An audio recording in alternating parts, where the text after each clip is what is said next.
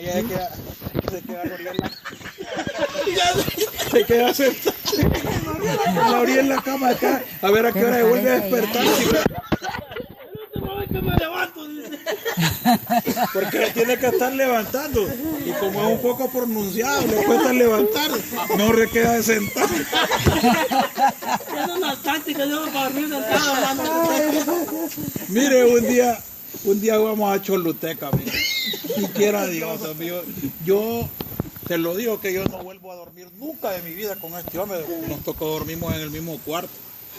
Mire, ese hombre sí ronca feo. Eso es horrible, horrible. No. Yo podía roncar, pero como vos no hay otro sobre la tierra. No. Mire ese hombre, ¿y sabe qué es lo peor? ¿Vos has dormido con él? Mire, es un ronquido. Le das así para arriba, ¿va? Y después.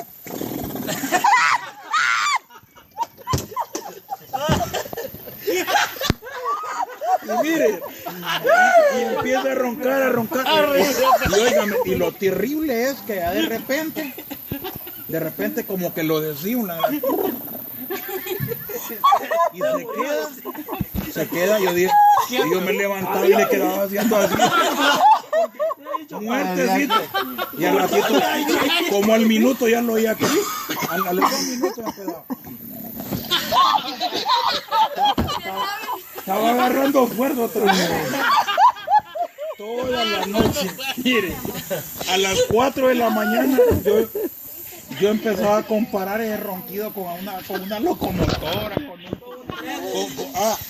con una de esos camiones, con una rastra cuando van para abajo.